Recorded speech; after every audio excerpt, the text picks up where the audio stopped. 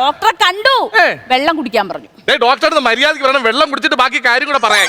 Doctor വെള്ളം കുടിക്കണ കാര്യമല്ല, ഇയാളോട് വെള്ളം കുടിക്കാൻ. എന്നിട്ട് നീ വെള്ളം കൊടുത്താ? ധാരാളം കൊടുക്കണ്ട്. എന്നിട്ട് അതിന്റെ ഇരട്ടി കൊണ്ടുവന്ന് മുള്ളിക്കളയും. ഈ മുള്ളിക്കൊണ്ട് നടക്കുന്നിടത്ത കൊച്ചുങ്ങളെ കാര്യം ഞാനെങ്ങനെ പറയാനാ?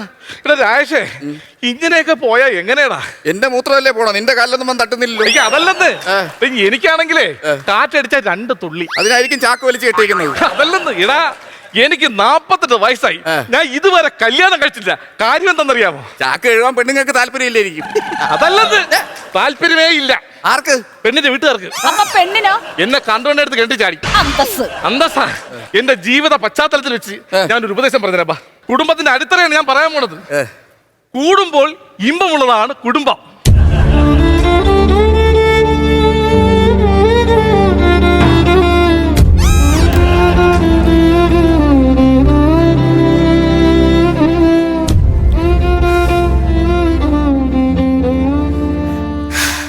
ഇതെങ്ങനെ ഈ വാചകം കറക്റ്റായിട്ട് വായിൽ വന്നത്?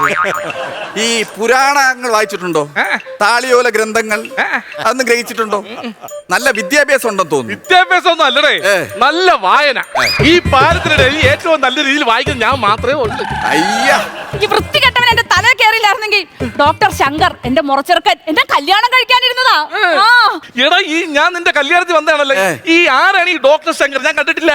ഒരു കരിയിലെ വെച്ചോണ്ട് ഒരു ശങ്കർ സിമ്മന്റെ ബനിയനും ഇട്ടോണ്ട് ഇങ്ങനെ കല്യാണ മണ്ഡപത്തിൽ ഞാനാണ് ഡോക്ടർ ശങ്കർ, ഞാനാണ് ഡോക്ടർ ശങ്കർ ഇങ്ങനെ പറഞ്ഞ് നടന്നില്ലേ?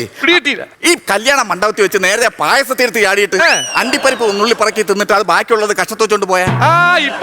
അതാണ് അവള് പറഞ്ഞ ഡോക്ടർ ശങ്കർ. മൊത്തം കള്ളത്തരമാണെന്ന് ഇവളെ ജീവിതം മൊത്തം. നിങ്ങളുടെ കുടുംബത്തിന്റെ കഥയൊന്നും എന്നെ കൊണ്ട് പറയിപ്പിക്കില്ല. എന്റെ കുടുംബത്തിന് എന്ത് കുഴപ്പമോടി? എന്റെ അച്ചാച്ചൻ ഒന്നാം തരം ഒരു വേട്ടക്കാരനായിരുന്നു, അറിയാവോ? 8 മക്കളായിരുന്നു. ചില്ലറ വേട്ടയെന്നല്ലേ നടത്തിയത്? എന്റെ അച്ഛാമ്മ ഇപ്പൊ ജീവനോട് ഇരിപ്പുണ്ടാടാ. അച്ഛാമ്മ ഇകലോസഭാസ എലാസ്റ്റിക് അടിച്ചെന്നാ? അല്ല, ഇകലോകവാസം വെടിഞ്ഞു പോയി. മലയാളത്തിൽ പറയടേ. ചത്തോ എന്ന്? ചത്തതല്ലടാ, അവർ നിന്റെ അച്ചാച്ചനെ പേടിച്ച് ഉയരും കൊണ്ട് ഓടിയതാണ്.